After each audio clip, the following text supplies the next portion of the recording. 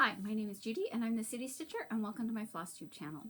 Today is Sunday, September the 19th and it is a mostly sunny day with occasional clouds, which means the lighting in this video could come and go depending on what the clouds are doing at any given moment, so hopefully it won't be too annoying. It's a pretty nice day.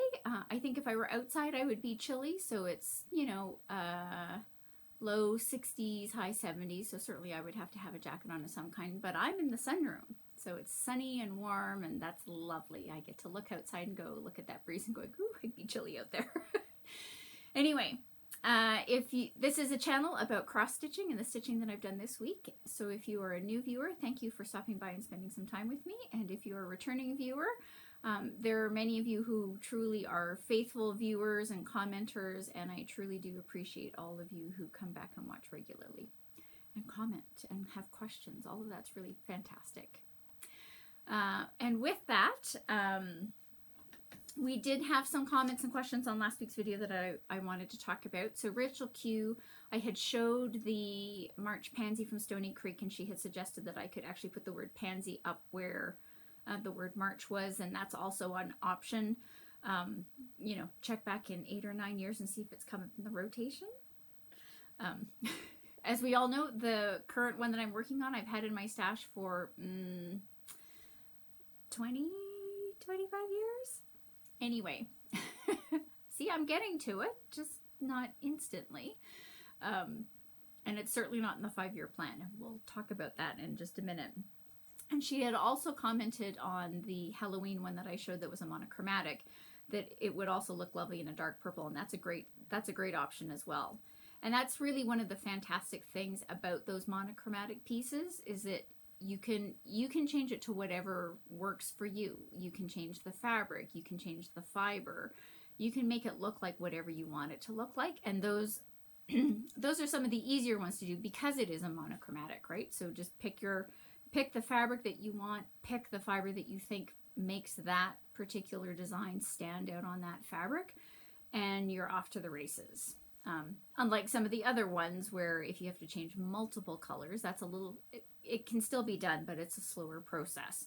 And the real beauty of the monochromatics is it's quite easy to take those patterns and make them exactly how you want them to be. So dark purple, that was a great option too. It's me, so I'll probably stick with my navy because it's me. Even though the room is purple, I get that, but for that, anyway. Again, check back in 8, 9, 12 years, see how that one's coming along. Joanne had commented that she has several Stoney Creeks in her stash, and she has not finished any of them, which, hey, welcome to the club. And that her goal was that in December she was going to start working on the Stoney Creek Nativity. Which is fantastic, and I look forward to seeing that. My friends joke with me quite regularly that I probably have, some trauma associated with the word nativity, and I will say that I do think I am nativitied out for probably quite a few years. Yeah, so anyway, check back on that one for final finishes and stuff like that. And Joanne, you'll also be happy to know that there's going to be a haul portion this week. So after all of that taunting, things have come home, and I'm going to do some haul for you. Lena had a couple of questions, one about Stoney Creek, which I'll talk about when I'm talking about the Stoney Creek stitching. And she had a question about how you approached hand-dyed threads, because I showed the Ink Circles Bee's Knees last week. So one of the things that I do is 95% of the time I am someone who, again, if it's a hand dyed where you've got all the variegations, like the Valdani silk that I was using for Bee's Knees was heavily variegated, not tonally, like they weren't all shades of blue or anything, right? Because it was gold and brown and rust and purple, and like it was a very variegated fiber. And so, my approach to that is generally what I personally was aiming for, is that I wanted to see those colors show up sort of in all the different parts so that you could see it sort of you know, again, you'd have to know the pattern, right? Like there was this the B section, and then you had those outer swirls, and then you had an inner section. And so I was trying to make sure that it was sort of all of those colors were showing up and the shading was looking okay.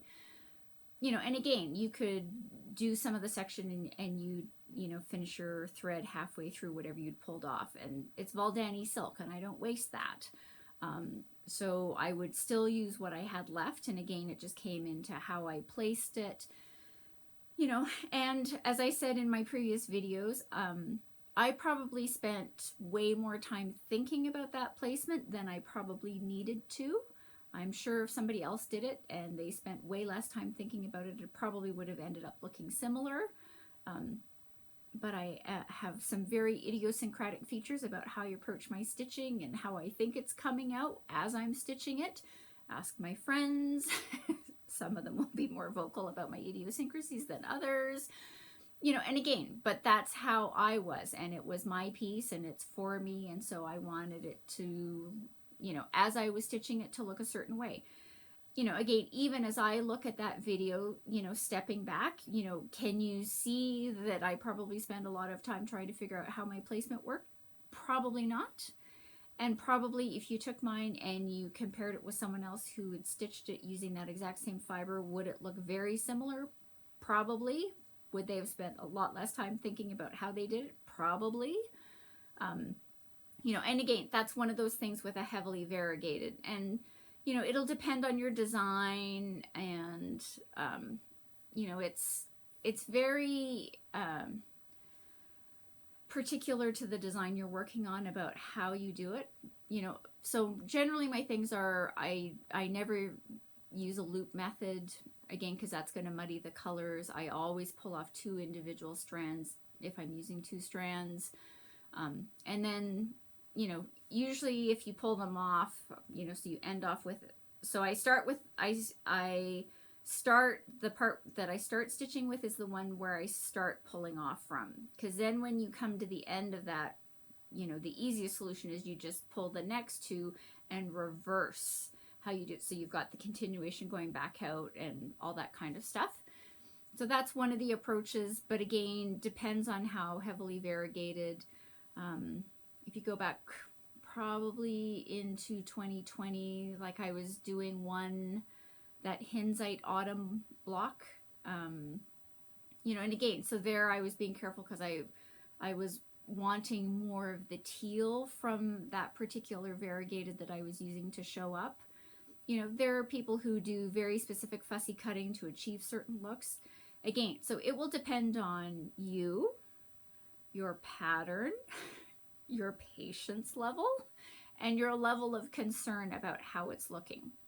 Now, there are certain times where, like if I'm only doing a, you know, kind of over 2 stitches and then it has to come down or whatever, and if I'm in a spot where, you know, you'll always get some section where it's the same color, I may go over and I may do half stitches for over and then come back and cross them if it's all the same color. But certainly even on the bee's knees, there were times where I'd go like, oh, I've got enough, I can do, you know, these 3 or 4 stitches. And as I was coming back and crossing them, it was changing color on me. I'm like, well, called that one wrong, and unstitched them because I went, it's too, again, because I'm looking at it really closely. Probably I didn't need to do that, because if you stood 6 feet away, no one would see the color differentiation that I saw because I was stitching up close. But for me, I knew it as I was stitching, and I went, no, let's just, we'll have to cross them as we go and come back. So again, it's very individualistic as to how you approach that. I don't know if that's helpful or not. Again, don't forget that when you're stitching things, we are up close and personal with our stitching, right? So when you take a step back, and quite frankly, if you're standing 6 feet away from it, it gives a completely different perspective. Again, even looking at last week's video, you know, all of that time that I spent looking at those things and how I was approaching and putting, you know, when you show it on that video, right? And I show all of those 4 motifs complete, okay, even you probably can't tell that I made sure that there was gold in all of these sections and specific things, right? You just stand back and all you see is those motifs and color variation. So again, did I need to spend as much time thinking about how I was doing my placement and where I was doing it? Truthfully, probably not. Did I do it because it's me? Yeah. If I were doing it again, would I still do it that way? Probably, because it's me stitching it, right? So, you know, and some of it is just trial and error. You may stitch certain things and go, I didn't really like how that worked out, and you may have to frog it. You may just have to unstitch a few stitches and find a different path. Who knows? And that's always one of the interesting things when you're using, again, because that Valdani was very variegated in terms of colors, right? Golds, browns, purples, rusts, and sort of as it was changing into those colors. It's a little bit different when you have something that's more tonally variegated, sort of from lights to dark, lights to mediums to darks, right? So that can change how you may view certain things.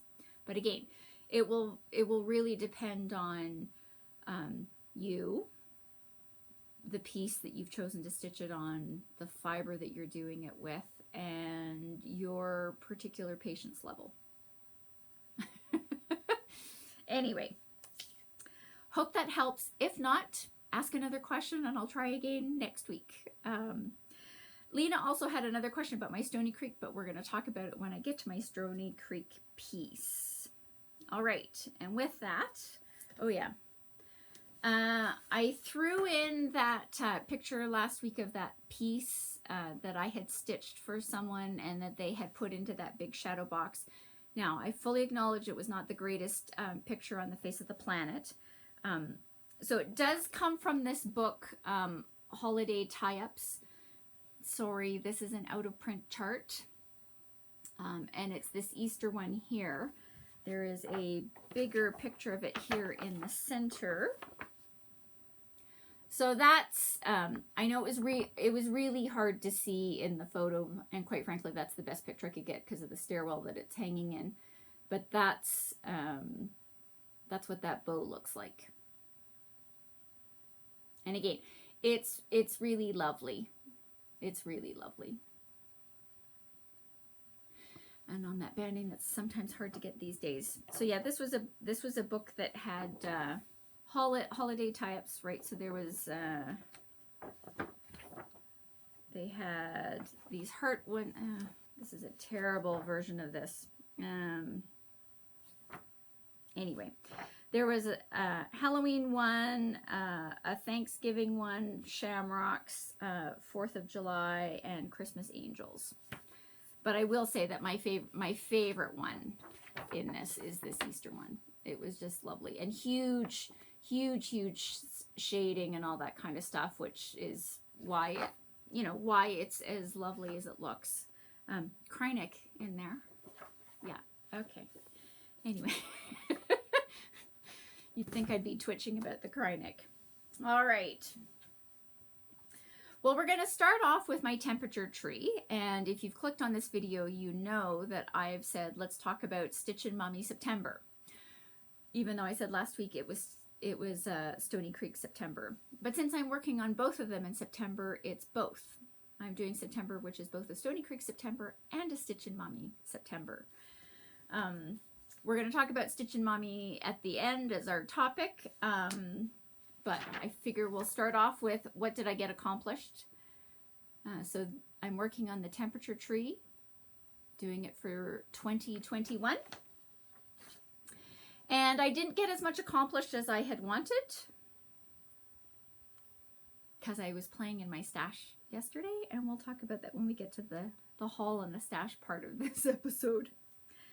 And as usual, I'm not taking it off of the Q-Snap only because it's going to be worked on hopefully as this video is loading. So here's where I'm at. Yeah, see, look at that sun. This is the April branch, which is not complete. So I've actually got quite a bit left to go on that. And this is actually the beginning of the May branch. That's just how my thread was working. But I have completed all of the leaves for March.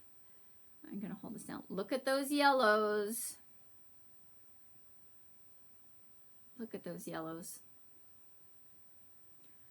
And look at those. I know nobody really cares about this as much as I do.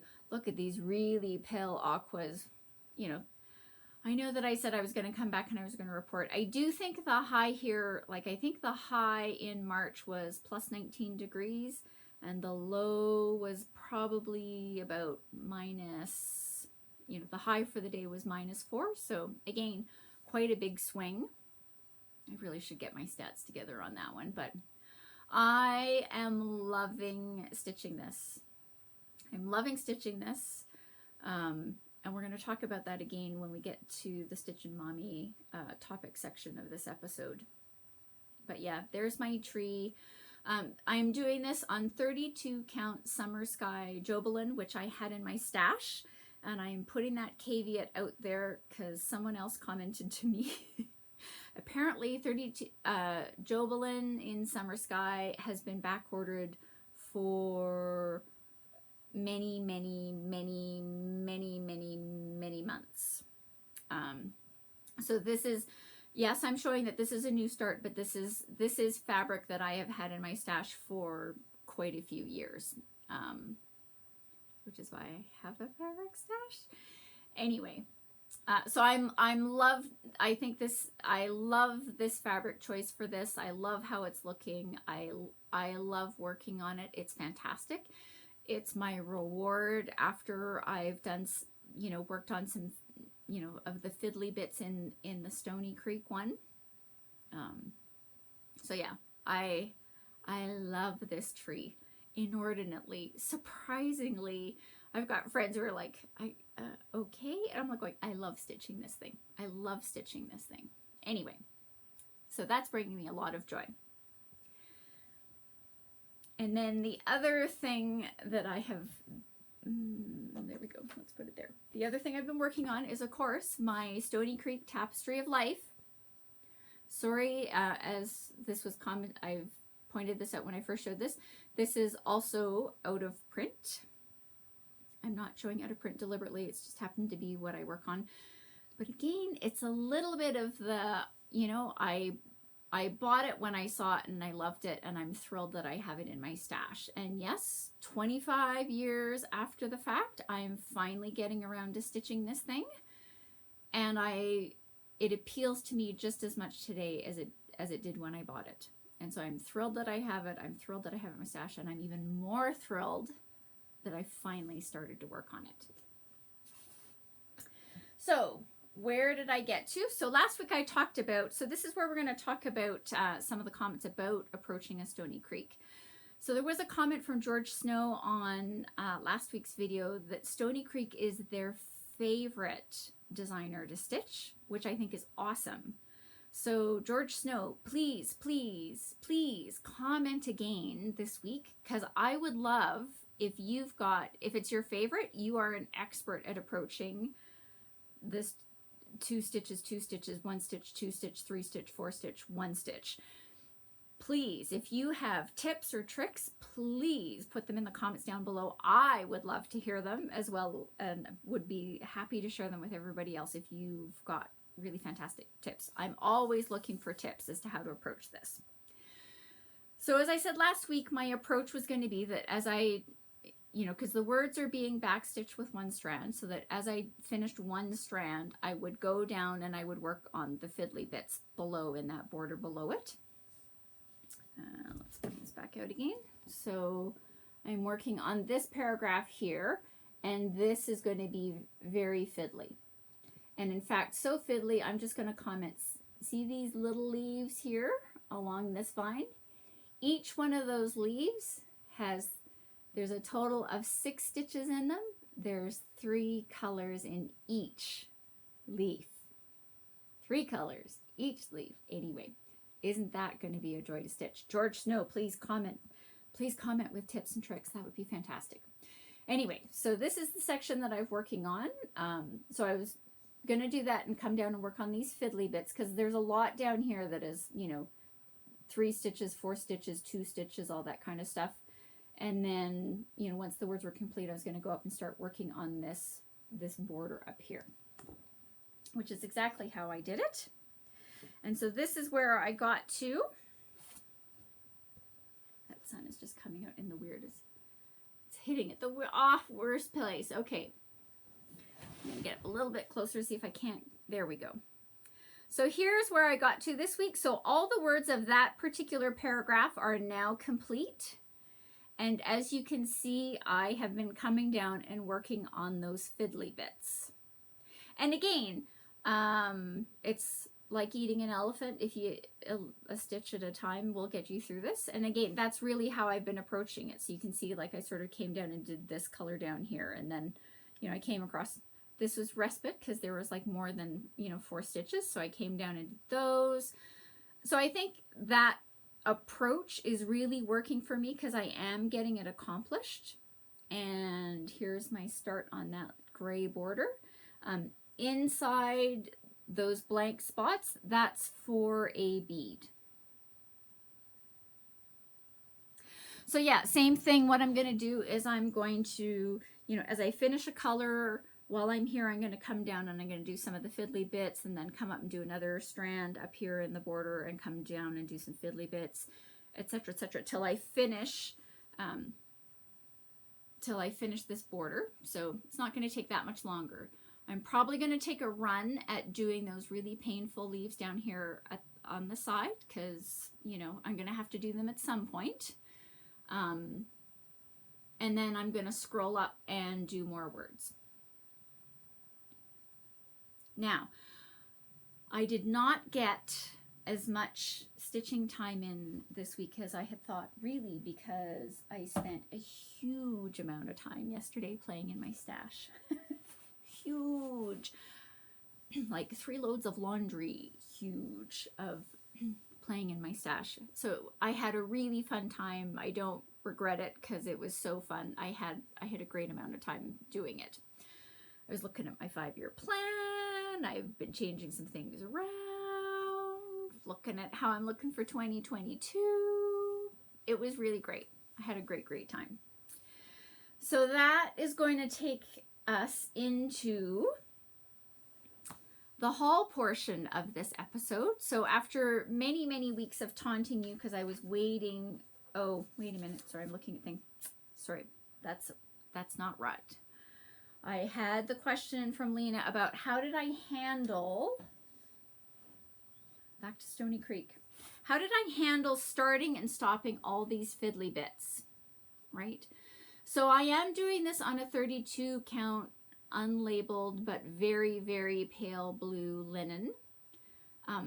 You know, so again, when you're looking at this section over here, how do I handle it? So I do try to find a spot. I do try to start with a spot where there's like 4 stitches. So I ignore the ones where it's just 2 and 2 when I'm first starting off a section. Because if I come back in now and have to fill some of these parts off where there's only 2 stitches, like right there, I now have something to anchor them with. I don't find with 2 that it gives me a lot of maneuverability. So that's sort of I try to start with something where there's 4 stitches because then I can start using the loop method because this is all being done with DMC. And then I've got something I can just feed my thread through the back of the stitches that I've done to finish it off. And so that's why my starting point is 4. And so you build up with those, you know, 4s, and then, you know, you can maybe tack on a 3 and all that kind of stuff. And that's how it builds up to this section. So I can now go back and start doing some of the 2s and the 1s, which, don't get me wrong, are annoying as all get out. But now I've got something to finish them off with. And the other thing when I'm doing something like this, I don't take a very long piece of thread, right? So this, it will show up probably best right against here. So this is an example of a chunk of DMC that I've cut for the greens, and I'm going to do this as using the loop method, right? So when you fold it over, you're working with this amount of of thread, right? Which is barely from the wrist. It's not even from my wrist to the end of my thumb, right? It's a very small section. And that's because I'm only going in there and doing 4 strands. So taking, you know, an 18-inch strand of fiber does nothing, because I'm going to do 4 strands and cut it off. And like for me, then I would have to whittle it way down to its until it got into something unusable. So that's why I start off with a very small piece. And sort of as I start that, I find a length where I go, okay, this seems to be working for me, where I can still maneuver and finish off and do all that kind of stuff, but I don't have all this left over where it gets into a really unusable length. Anyway, so that's, again, so I do these very small lengths because I'm only doing, you know, 4 stitches or 3 stitches. I'll still use the same length when I'm doing 2, just because, you know, I won't bother. But once you do the 2 and finish it off, you know, you're going to end off with 2 strands that look like that, which, what do you do with those? And into the ort jar they go. But that's sort of my approach about how I'm doing them. So I start with where there is some, again, I usually start where I try to pick a color where there's 4 stitches being used of that color, and I start my placement and I try to pick those sections, and then I can go back in and fill in with those, you know, 2 stitches, 2 stitches, 1 stitch, 2 stitch. Now, finicky as all get out. And again, that's why a lot of people don't like Stoney Creek charts, because they're too picky. And that's totally fine. They don't enjoy stitching them. They don't really like them. They won't stitch one. That's okay. Stoney Creek is not for everybody. You know, again, do I love stitching this part? No. Am I going to love how it looks at the end? Absolutely. Absolutely. So that's, again, now that I'm doing this method where I'm like doing 1 up here and then coming down and doing a finicky, it's not rubbing against me as much as I remember from some of my other Stoney Creeks, because I think it's because I was going, I need to do this entire section and I need to get it complete. So this, where I'm just sort of saying I'm doing something up here and then coming down here, and something up here and coming down here, and sort of knocking them off a little bit at a time, I think is actually really helpful. And again, so I'm going to use that as I'm, ooh, look at that. Sunlight coming out in full force, right? I'm certainly going to do that as I'm coming up. Same thing. I'm going to do, you know, use 1 strand of whatever this next color is and come down and do some finicky, and then do another bit, and then come down and do some finicky, and then come up and do some, and then do some finicky. Again, because I think it's, because I'm alternating, it's not irritating me as much as I think it, if I had used my other thing where it's just come in and do the entire section. But who knows? We'll see what happens. So, you know, do I love stitching every part of this? No. Like, these are finicky. But I took this on knowing that. This is not the first Stoney Creek that I've stitched, and I knew that that is absolutely definitively a part of Stoney Creek patterns. But I love how they look at the end. I love how they look at the end. And I think I told the story when I first started this one, but if not, I'm repeating myself. I was going to a relative's wedding down in Lethbridge and was staying at a friend's house, which conveniently I and my siblings were going, and we were staying down there, and she was actually coming up and visiting her parents. So we got the house to ourselves, which was great. But the next time I saw her, I was like, okay, who did the cross stitch for you that's in your bedroom? Because she did a wedding sampler.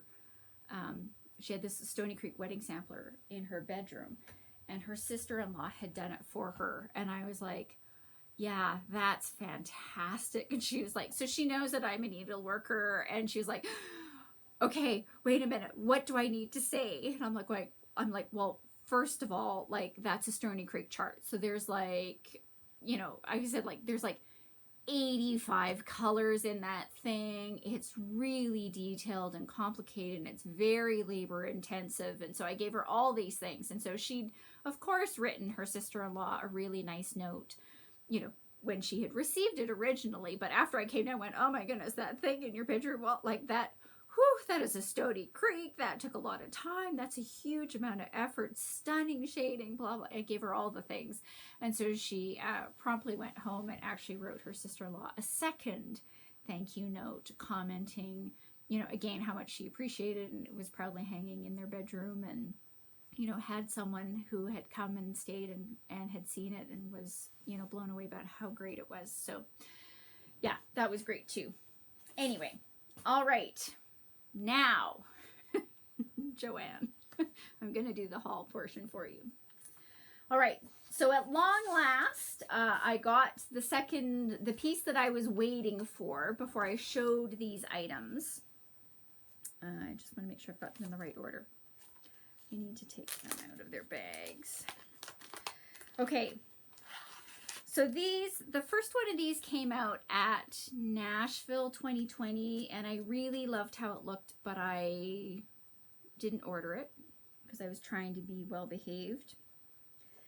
But with everything that's been going on with supply chains and my mother's voices ringing in my head saying, if it requires specialty things, get them now while you can get them, because they may not be available all the time.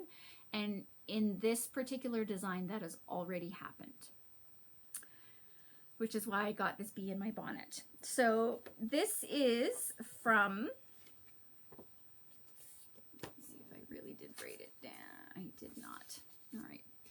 So this is from Pineberry Lane. It's not Pineberry. There is a Pineberry Lane. That's not this one. This is from Blackberry Lane Designs, and it is called Peppermint Candy. Now this is a double-sided ornament. So you can see here is the front with the elf peeking over the top, and here is the back with the elf.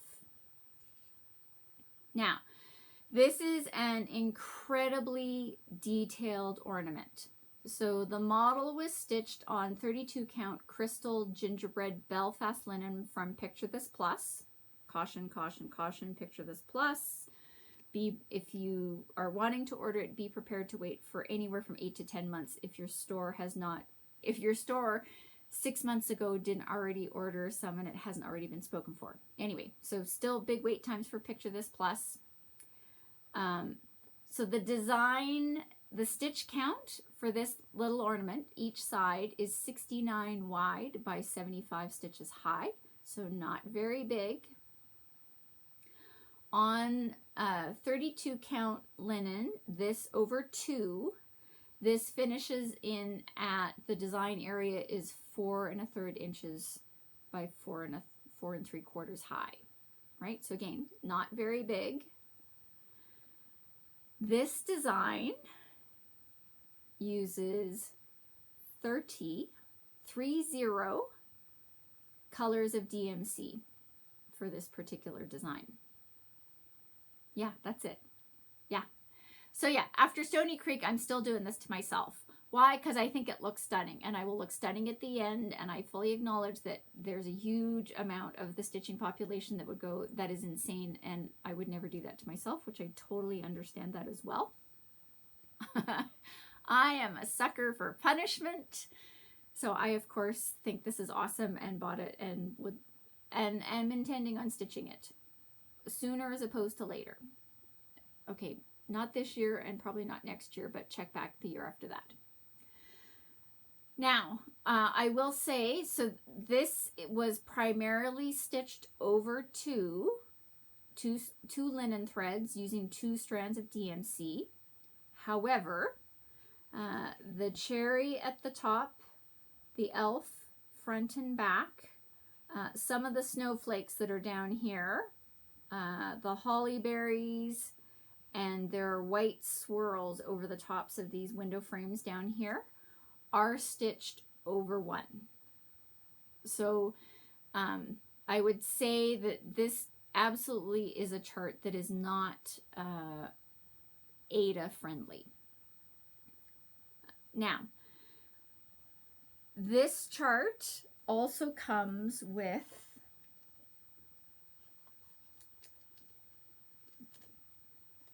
these gumdrop beads. And so these gumdrop beads are the things to make the ornament hanger here at the top. right? So you get enough to do the ornament hanger. And again, this is sort of what threw me over the edge. Supply chain issues, things people haven't, and she's already had a problem because when she first released this, it came out and it didn't have, so the buttons that you see on here, so there is a button pack from that you can get from Just Another Button Company, which has the buttons for this, which are these gingerbread and these peppermint swirls and all that kind of stuff. If you go to the Blackberry Lane Designs, I will link it down in the notes below. You can see what the button pack numbers and all that kind of stuff. And if you reach out to any of your LNSs, they can order this in and they can find out, they'll know how to find out what the Jabco button pack is for this. However, this is not the picture that was released when it first came out. And so when you get this chart, you also get this note that says, there's been a hiccup. So just Jabco came to the rescue and put, came up with a button pack for her to use, which is great. And I think it looks great. But the picture I had seen originally was different. So fortunately, I was still able to get,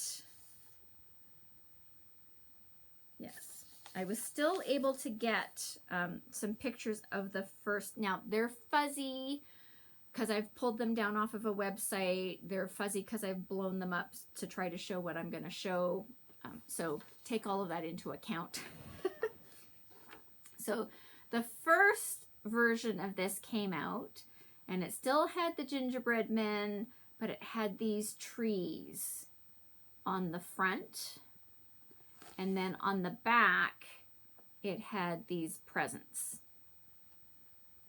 Now, you can still get this button pack. So I think the problem is it has to do with puntini buttons, and I don't know exactly what the problem is.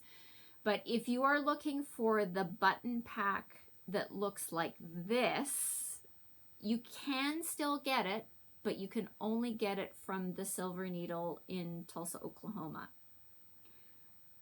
And I will put that link in the notes below as well. So anyway, so again, so this is where my paranoia and everything kicked in, where I was like, oh my goodness, this is turning into a problem.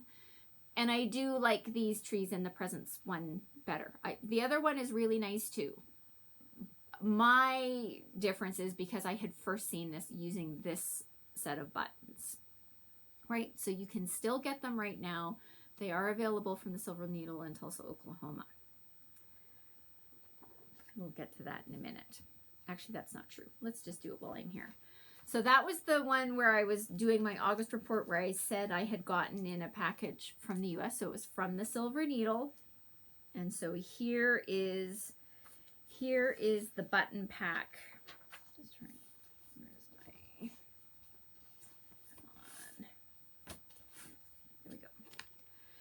So here is the button pack from the Silver Needle, right? So it's got the presents, the peppermint thing, the two gingerbread men, the trees, and the wreath. So that's what the button pack for peppermint candy coming from the Silver Needle looks like. So I ordered that because it was still available. And as I said, as soon as they sort of said we've had a hiccup and we're having a problem dealing with the buttons and I've had to redesign the second one and all this kind of stuff, my paranoia kicked into high gear and went, you have to get these charts. You have to get them now. You have to get them now while the gumdrops, I've lost them. Wait a minute, where'd they go? There they are, right? You need to get them while these are still available and she can send them with the chart. You need to get this while you can still get the button pack while it's still available. So this was my, oh my goodness, like I have to go and I have to get this and I have to get it now. I will say from a chart perspective, the chart size is like fantastic. So I'm just going to show a small little bit of it. Right. Like, so the printing for something that's so small, Like the charting is really easy to read. There's a total of 4 pages for the front and 4 pages for the back, plus a full page of instructions around, where she was using one strand. Like some of the back stitching is done with 1 strand, some of the back stitching is done with 2 strands, the colors of back stitching, it's etc., etc. So there's beads in this as well. So yeah, we'll see how annoying it turns out to be. Like, I think some of it will be not bad, and maybe it's just that last little bit. Well, who knows? Check back later. But yeah, this was the thing when I read that they were having a problem with the buttons and having to get Jabco do another set and design something else for them.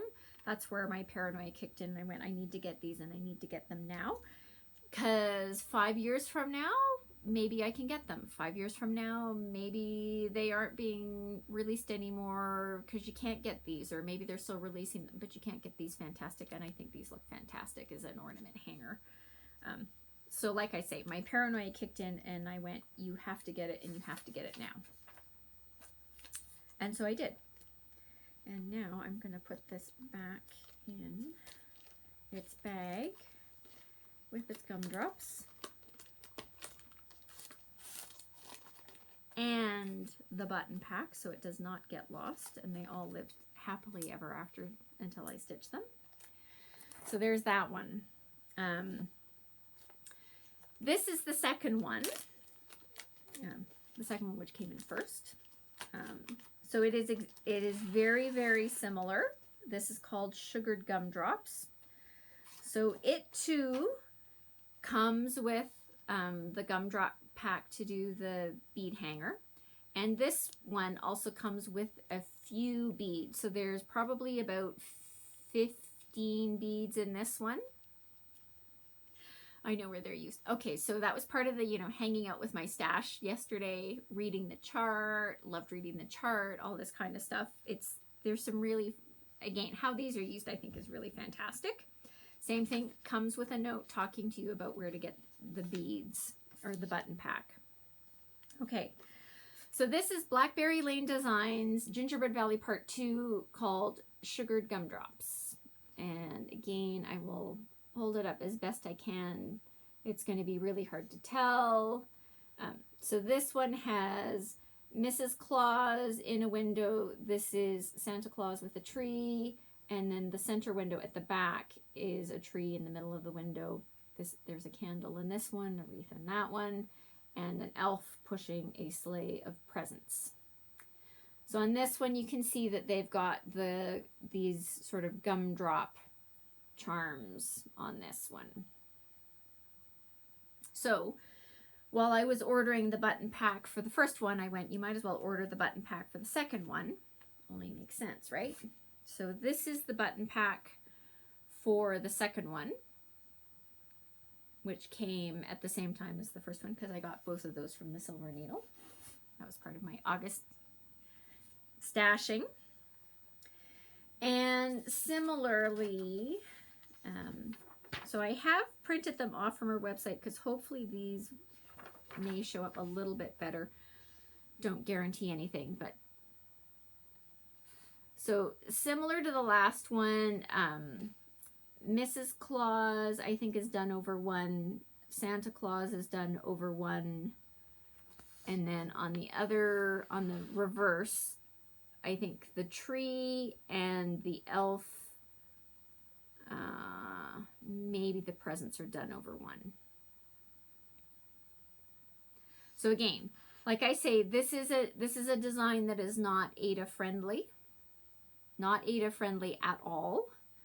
And this, believe it or not,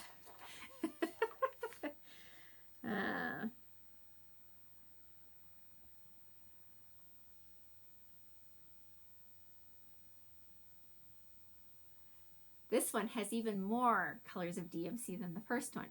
This one,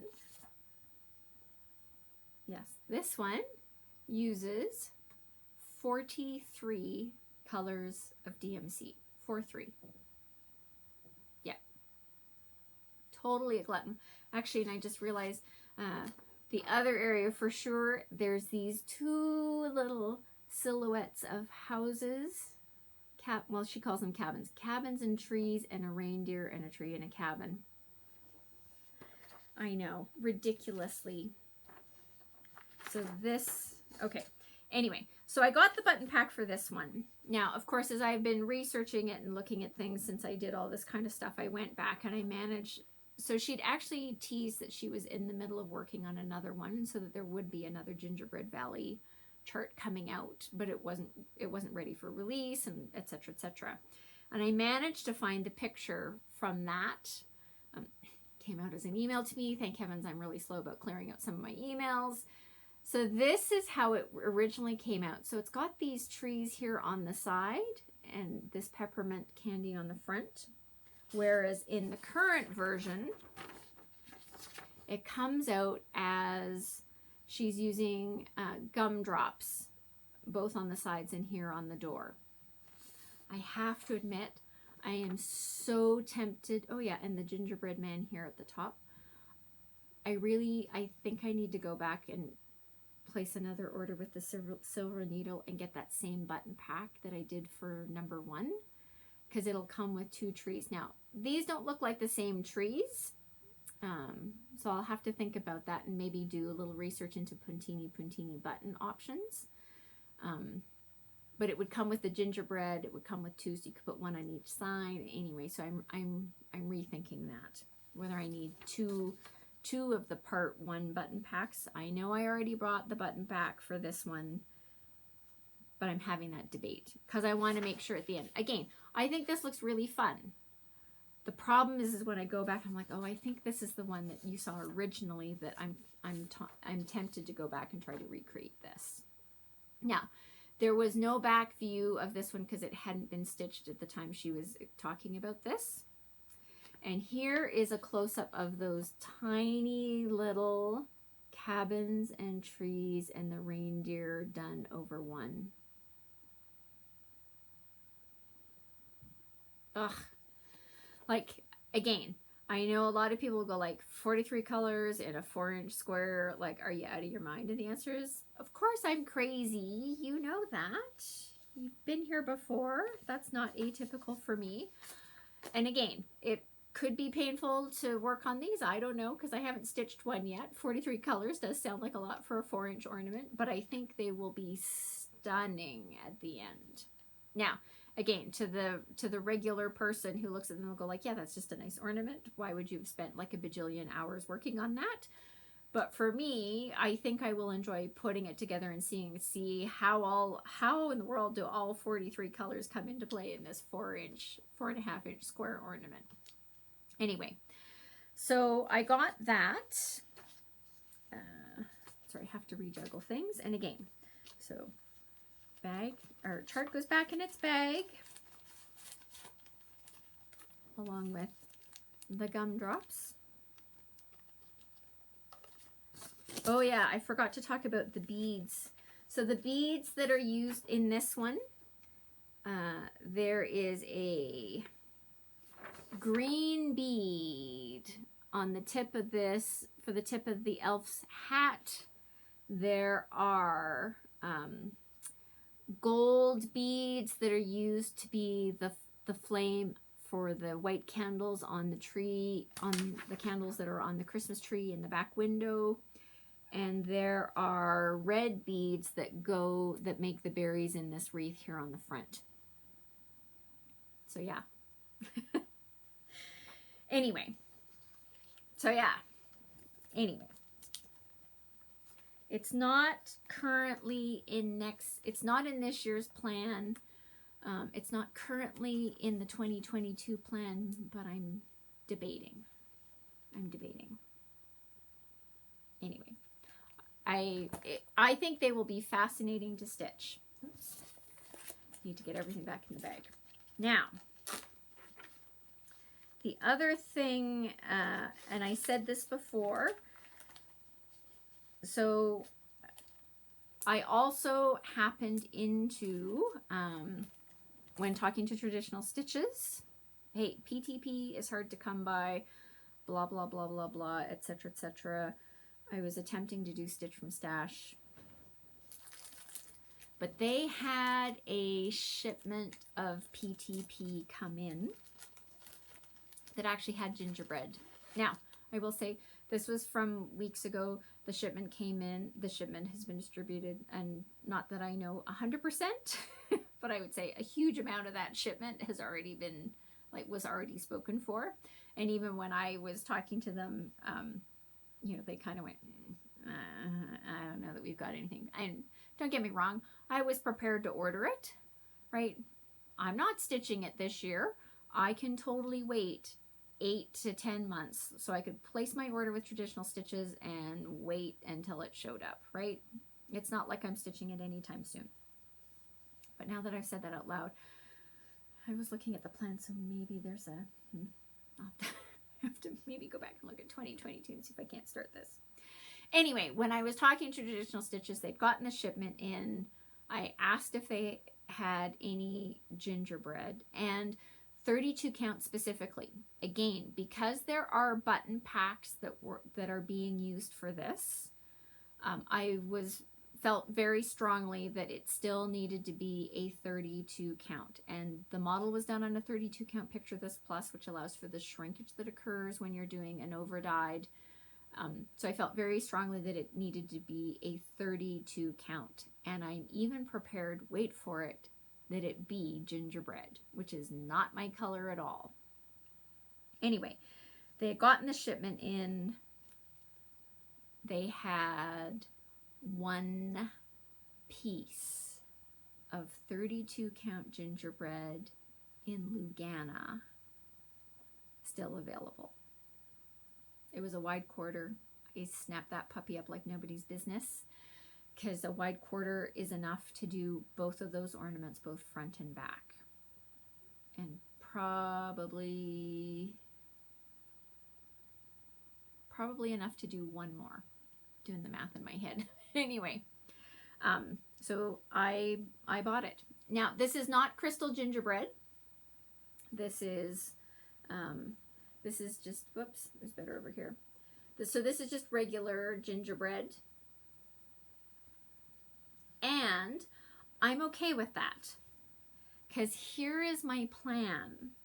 Yes, I'm going to use the regular gingerbread, but the chart calls for DMC B5200, which, okay, fine.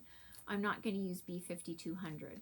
I'm going to use DMC A12 in white to replace that. So it's not as bright, but that's how I'm going to bring the sparkle in. So instead of having, gosh, this lighting's right. So instead of having this background be sparkly, this background is going to be matte. And then what it's going to mean is that, so all of the snow on top of the house and the white that's being used down here and around the window, and again, so not a Krynic, but use an A12 so it just gives a little bit of a glisten. I think that's going to be fantastic. Gosh, I wish that sun would move like about over here. Anyway, whatever. It'll be fine. Anyway. So yeah, so that was, so that's the one that I've been taunting you with about. I was waiting for that last piece. So the one that I was waiting for to arrive was this chart. So believe it or not, the bead packs arrived first. Then I got, these came together from Traditional Stitches, and then this one came last. But I didn't want to show them until I had all of the pieces so I could show them as a grouping, which is why I've been taunting you about Stash. And before we get into the rest of the stash, let's talk about Stitch from Stash. So these charts are not necessarily the most economical of charts. So between these, the bead packs, and the linen, or the Lugana that I got for this, I have blown my budget. And I don't, like, even, you know, till December, I don't think I'm going to come back. So yet again, I have failed at Stitch from Stash. And again, here's the problem. I don't regret it. I don't regret it because I am thrilled that I have these. I'm thrilled that I have the button packs. I'm thrilled that I've got the fabric because now it means I can start it any time I want. Again, it's not going to get started this year, so it's a little bit of a weird response to things. But again, my paranoia went way up as soon as they said they were having problems and they had to redesign buttons and things like this. I just got completely paranoid and went, I have to get them and I have to get them now. So I've blown my budget yet again. And so what does this mean for me? Well, clearly I'm shopping more than I'm finishing things, which is a little bit of a problem. Now, I totally acknowledge that collecting some of these things is a different hobby from stitching them. But I'm starting to look around again because I've had a couple of deaths in the family and I've cleared out stitching stash. Anyway, so I don't know. I need to rethink my approach to stitch from stash and how I'm going to do that in 2022. So whether or not I follow the version that's in the group that I'm currently a part of, or whether or not I won't do the group version. I've designed my own, which again, that's totally fine. I do need to do some version of Stitch from Stash, but the reporting one, that's by the wayside. And then, of course, because I fell off the bandwagon, I probably added a few other things into the cart that, and quite frankly, part of this week's haul doesn't include my Needlework Expo haul either. I'm keeping that for next week. So yes, there's going to be more haul next week. So I've blown the whole thing yet again. Congratulations. I get about, 2.5 months in every time. Anyway, and even with that big finish, that monster finish of the Marbeck Nativity, the $100 I spent that like nobody's business. Anyway, I'll have to check back in 2022 and see what I'm saying about Stitch from Stash. All right. So what else have I got from a stash perspective to show you? Because I do have a few more. This one also came up with the button pack from the Silver Needle because, why not? This was on sale. This was part of, so one of the things, hence big red dot. So I will say when I'm ordering from stores, I am usually really bad about making sure I always go and I check what's on the sale, their sale page, because you just never know what's going to show up there. And so this is a chart that I hadn't seen before. And it tied into, I was watching the Steel City Stitchers, and they had gotten these, they look like houses, but they had holes in the opening where people normally put pens and pencils and stuff like that, and they were using them for scissors and things like that, which looked really cute. And they were sort of going like, oh, this is a really cute idea, but we have nothing to put around it. We'd like to put some stitching around it. So while I was on the Silver Needle sale page, they had this, and it's something to stitch in it. They've got it showing around, going around a block. I'm like, that's great. I love that idea. So this came, one, it was on sale. Two, I was ordering from the Silver Needle anyway, and I needed to get those buttons anyway, so it came up with it. And I like it. So now I just have to find the square thing to go with it. Anyway, because there's no Target in Canada. Anyway. So yeah. I got that, and then I also got this, this is from the Elegant Thread. Actually, I should take this out.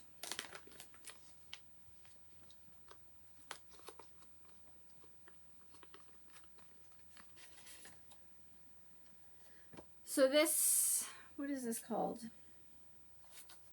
Does it say on it? Maybe it's just Paris. Anyway, so it says Paris. It's got the Eiffel Tower. It's got this button over here. Now, I will give you a cautionary note. So the one that I happen to get does have that button. But here's the cautionary note. I think all of these charts come with a button. That's not true. I was looking around. So I think some of them come with a button, some of them don't come with a button. Just make sure you read your listing really carefully. But the cautionary note is if you're reading ones that come with the button, not all of them come with this particular button. they're all Paris themed buttons, but they are not always this particular one. So I just happened to get that one. Now, don't get me wrong, I'm really happy about it, but that's just my cautionary tale, is that they don't all come with the same button. Now, again, this is part of what led me into, so the called for on here is, technically the called for is 1 DMC, 1 Soie d'Alger, and 3 sulkies. Now, I don't think I'm going to do the sulkies for a couple of reasons. They did it on this 32 count petit point fabric. And I will say, just even looking at it on the picture, I think the coverage is not as full as I would like. You know, so particularly like as you're coming over here, this is going to be hard to show on camera, right? I don't think it's going to give me the coverage that I'm going to want. So I won't be doing it with the sulky. They do provide DMC conversions. And then, of course, because I was playing in Stash. Now, this, of course, is shown on a brown fabric. So that's off the table. So I do have a couple of, well, these polka dot ones, petit point, polka dot, who knows what they're really called. No, it says petit point. So I've got a couple of them. So this is the blue with petit point. Actually, where did I put the button?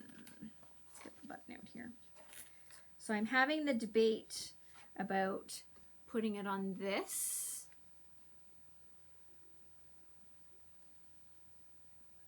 So it's a maybe. I haven't decided how I feel about the petit point for that particular pattern, or whether or not the dots actually detract from the design. So I have the petit point in blue 32 count, as well as this is the gray. So I don't know.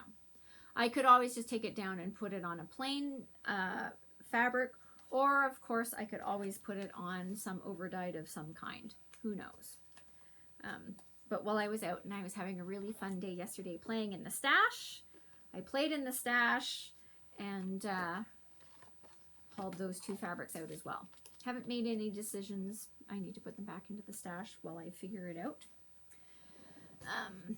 Anyway. So there's that, and then a couple other things. Sorry, I'm not going to take this out of the bag and it may be a little glary. So this is Lady Dot Creates their velveteen. This is called Navy Bean. It's a very dark navy, and we all know I have a thing about navy. Wait till you, 2 items from now, wait till I show you. Maybe I'll finish something in 2022. So I got it anyway, just because it was navy and I love it, and anyway, it came home. So this does not technically have something that it is aiming for. It's because it was available, and it was available in navy. So that came home. The other thing that I got, this is also from Traditional Stitches. So they have these thread counter. And so really it's just 2 needles attached together and something to make it pretty. This particular version is a Traditional Stitches exclusive, so I think it's just the combination of beads that are on it that are unique to Traditional Stitches. And again, they had it. And again, I was doing some counting and it was driving me nuts. And I know I could just take 2 needles. But you know how as a kid, you lose your mitten and eventually, you know, your mom attaches those 2 strings and it comes through. I was that kid where my mitts for quite a bit of my childhood had the strings attached to it so I wouldn't lose one. I'm really great about it. I lose 1. I don't lose 2. I always lose 1. It's right up there with earrings. I lose 1. And so I know I could use 2 needles, but the fact that this has a string that's attaching them for what I'm doing the counting is actually beneficial to me. So that came home.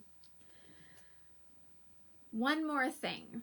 So this is from Amazon. I was doing something on Amazon, or it could have been that they sent me something that said, who knows how I lucked into this. But, so this is the sticky board that you hear Priscilla and Chelsea talk about. This is an 11 by 14. It comes with 2 sheets of this. I got this off of Amazon for $4 Canadian, which is a lot cheaper than I could find it anywhere else. Now, I will say, however this was coming up, I was limited, like I couldn't buy 5 of these. I was limited to 3, and I figured I was going to spend the $12. I think I have all the sticky board I need for certainly the next little while, given that you've seen all of the finishing that I've accomplished so far this year. Which isn't, anyway, whatever. But it was too good of a deal to pass up, and there are some things in my 2022 plans that hopefully will require finishing on sticky board. And so I figured I would get it while it was $4 a sheet. So I did. And by then I knew I was having a problem with Stitch from Stash, and I went, what's another $12?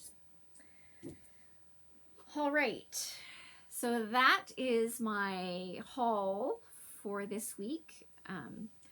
As I said, that's not all of the haul that has come into the house over the last couple of weeks, because I haven't shown you my Needlework Expo, and we're going to do that later, because this is going to be a longer video. So Joanne, this one's for you, because now we're going to get into the topic.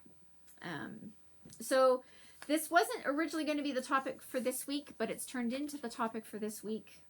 Very specifically, sorry, I'm just having to get all my stuff pulled out. So I want to talk about the Stitchin' Mommy because she's got a coupon code that is valid right now. It is, and I'm making sure that we're doing it today. It is only valid until September the 22nd. So hopefully if you watched too late, you'll have missed it. It's a 10% off coupon, and you know I'm always about, if you can get it for any kind of a discount is better than paying full price. So that's why I wanted to talk about it this week. And there's a couple of other things going on with this. So as we all know, so the Stitchin' Mommy has designed several temperature charts. So I, of course, am working on the temperature tree and loving this more than I ever thought I would. So this is the one that I have and that I'm working on. Others of you have commented. There are several of you that are also working or have done a temperature tree, but she has other versions. So this is the one that most recently came out, and she's going to be stitching this on her YouTube channel in 2022 for the actual temperatures in 2022. So it's butterflies. So 12 butterflies, 1 per month, and then just the number of sections on each butterfly correspond to the number of days in that particular month. So that's the new one. She also has this one, I know that at least a couple of you out there have talked about that you've done this one. So this is the flower garden.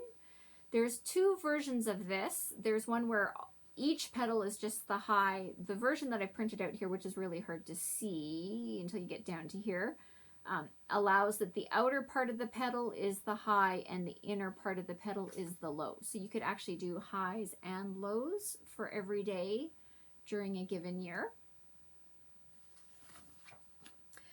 She also has this temperature quilt. So same thing.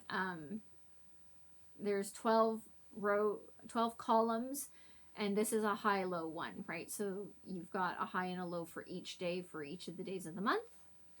And then she's got this one where it's the words. And so when you get into this one, she's actually, when you get into the chart, it'll tell you where to put day 1, day 2, day 3, right? If you want to see her stitching this one, she's working on this particular version of the temperature chart for 2021. She also has other charts, so it's not just temperature charts. She has other designs. I didn't print any of those out, but again, I'm putting this in because she's got a coupon code. Now, you're going to love this. I'm not going to tell you what the coupon code is because it's a coupon code that is available on her YouTube channel. So I will put a link to the video, directly to the video where she talks about the coupon code. I will also tell you that the coupon code is quite late, really towards the end of the video. So if it's a 10% discount. So if you want that coupon code, you're going to need, my answer is you need to do the decency of going to her channel And maybe you don't watch the whole thing, but I will encourage you to say, hey, give the episode a watch, see if she's someone you want to add to your Flosstube viewing. I watch her quite regularly. She does a variety of things. And then at the end of that video is when she gives the coupon code. And again, it's only valid until September 22nd. So if you watch this later than the 22nd, I'm sorry, you'll have missed out. If you're jumping on this video and you have any interest in these charts, there's the 10% off. So a couple of things to say about this particular chart. And I'm going to show it again because I really love it. I really love stitching this. And again, when I first started talking about this, there were several of you that jumped on board and said, oh, I've stitched one of those, or I'm in the process of stitching one of those. I love working on this thing. I can't explain why. Even to myself, it seems a little bit weird, but I love working on this thing. I love it. I love it. I love it. I love doing it on this 32 count Summer Sky Jobelin. And I was thinking to myself that, you know, don't get me wrong, congratulations, I've finished March, but I've got a long way to go. But I am hoping that sort of over the course of this year, I actually am going to get this finished, and I seem to be on track for doing quite well with that. I'm also really grateful that I started late in the year, because I never would have predicted some of the temperatures that we saw this summer. So the other benefit to this is I feel like if I choose to do any of her other temperature ones, I now have a really good color scheme going, that I would feel comfortable, you know, in any other year, that I could just sit down and go like, okay, this is the color scheme, you'll be able to get it done. And when, you know, some of you have commented that the year that you did it, you know, weird things happened. You know, one of you said, that was the year that we had the polar vortex and I didn't allow for how cold it got. And some of you, again, have had to adjust as you've been coming through, going like, oh my goodness, wait a minute, something's going weird. And again, the joy of starting this in August was that, you know, pretty much 2/3 of the year had been experienced. We'd been through record-setting heats and we'd had some really cold days. So I had a really good range to start with, going like, that's pretty much going to be the year, because, you know, I'm not good with the mystery. Anyway, but I feel like I've got my gradations set for temperature things. And I was kind of going like, I'm going to be sad when this comes to an end. And like, I don't know that I really want to do like random temperature trees and all this kind of stuff. So I was trying to figure out how I was going to get another temperature tree in there. Now, again, I don't know where it's going to show up, but I was like, I think I want to do another one. So again, playing in the stash, because I've been thinking about this for several days this week. The Summer Sky Jobelin that I had, so it was an odd-sized piece, and the piece that is left over, so it was an 18 by 33. Really, what you need for this is 18 by 15. So I have another piece that is the perfect size for this. So I already have my piece. I've already set it aside. It's actually living in the same bag that the current one is sitting in, because it's my reminder saying this is the fabric for the next temperature tree. So then I was trying to figure out what I was going to do. So how do you decide when you're going to do your next temperature tree? Thinking, pondering, etc. Here's what I'm currently thinking. I think I'm going to do it for the first year of my life. So I'm, there it is. Look at that one, right? So I'm going to start over here the first day. It's not going to be January 1. This is going to be my birthday. And then do my tree. And so the other one, as long as you don't have a leap year in that first year, which I don't, if you add in the leaf that she's got for February 29th, which does not appear on the one that I'm currently working on, because there was no February 29th. But if you color that, if you stitch that one in, your very last leaf will be your birthday again. So I was like going, oh, that would be interesting. Now, I had friends who say like, can you get data? Can you get data that far back? So first of all, I'm not like 127 years. I know I talk like I'm 127 years old, but I'm not. So yes, I can get the data that far back. I haven't pulled it down yet, but I've had a quick little look, because my mother always talks about how cold it was right after I was born, and she's right. Highs of minus 27, minus 24. So, yep. Mom verified that one on your behalf. I went and I looked at August just to see, because August tends to be a warm month for us. And yeah, so like there's highs of 32, 37. It was a warm August as well. So I think that one will also turn into an interesting tree. So that's my plan, is that I think I'm going to do my first year of life and pull down that data. So I don't know when I'm going to work on that, but it's, you know, behind the scenes, I'll work on pulling down the data, but that's my plan. And then I was like, that might make a really interesting birth sampler.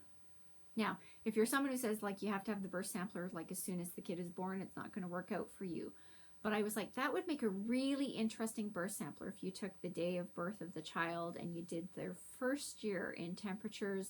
And again, it would be very simple to go and find an alphabet where you could just put in the name of the child, their birth, their birthday, anyway, whatever, you know what I'm getting at, birth sampler information stuff of whatever you choose.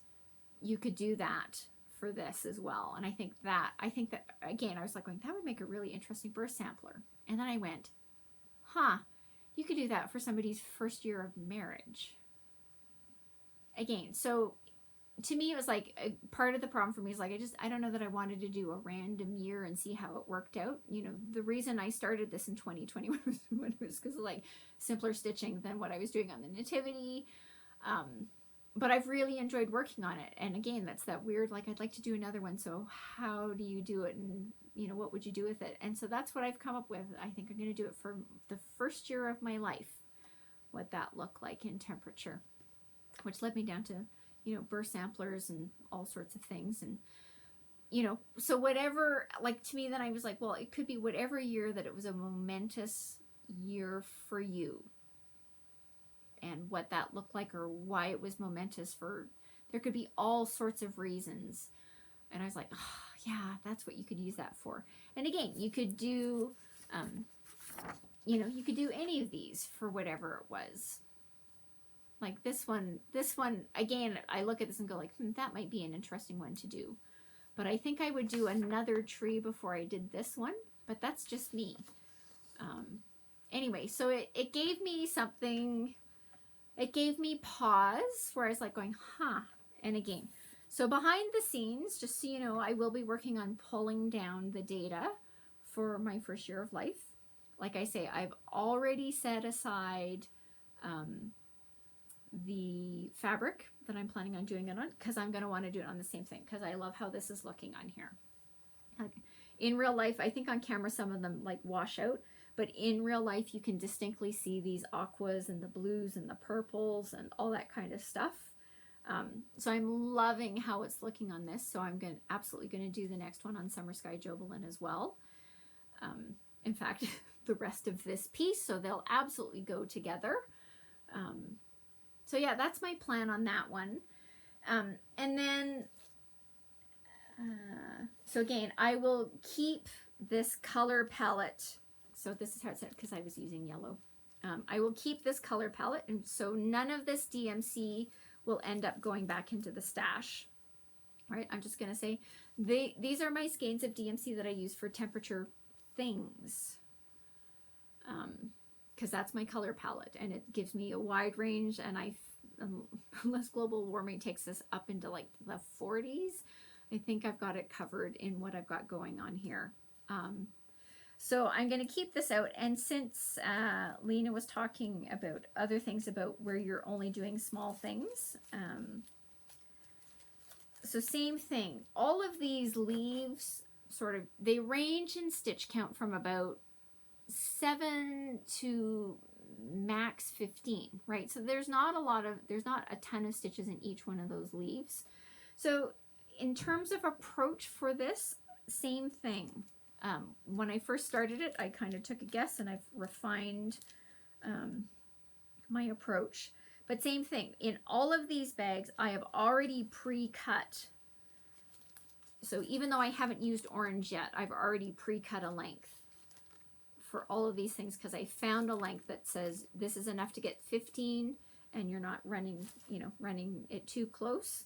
So again, this is the length that I'm using, that I've got packaged up, because once you loop it over for doing the loop method, this is what you're stitching with, right? And that is enough to get, you know, all of the stitches I need for every single leaf on that tree. So I've pre-cut it for every single color that's in that, and they're sitting in there.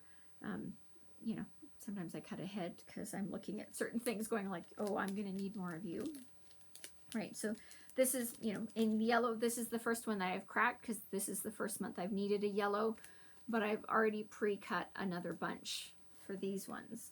For orange, because I haven't used it yet, I just have one, because I went in and I cut a length when I started this for everything. Once I kind of got, this is the optimal thread length, I cut it for this one. So when I start to use orange, I'll look ahead and, you know, cut a few more of those. But yes, I've got them cut for all of them, even if I haven't used them. So, yeah, I have, like I say, I've got some friends who are going like, I'm really glad you're really enjoying it. I don't understand why you're enjoying it as much as you do. And like I say, I can't explain it either, but I am loving working on this temperature tree. And like I say, loving it so much that I went, I'm going to have to do another one, which got me into the how do I plot about what am I going to do. So I'm going to show it again. This is a terrible, the light's going to be terrible on this one, but anyway, there it is. I love working on this. I love how my tree is coming together. From a temperature perspective, 2021 is unlike anything else I've experienced in my lifetime. And we'll see as I download the data, I'll probably report back at some point in time how the data for my first year of life is looking and what the extremes are that I'm seeing in there. And one other random comment for someone who came in and said, Judy, I think you came in and you told me what your other color options were. Just so you know, I've made a note of those just in case. So she took those pinks and she took them down into ecru's and whites and all that kind of stuff, which again, good option. I've made a note of it because you just never know. I don't really want to experience those temperatures because that would take us into the -40s, which I have experienced because a couple of times for work I had to go up to Inuvik in the winter, once in January, once in February, into Inuvik up in the Northwest Territories. So I am familiar with -40, -42, 45, and trust me, I'm not good there. Anyway, didn't enjoy that. It was an experience, and I'm sort of glad I had the experience because there's lots of stories to tell from those couple of episodes. But anyway, that's not this channel. Anyway, with that, that's my stitching. Like I say, I will put the link to her video, because you will have to go to her video to get the coupon code. 10% off until the 22nd, which is why we're doing it this week, because next week it would be of no use to you. So with that, I hope you've had a great week. I hope everybody is staying safe. I hope everybody is staying healthy. And I hope everybody's finding some time to get some stitching in. And I look forward to seeing you again next week. Have a great week, guys.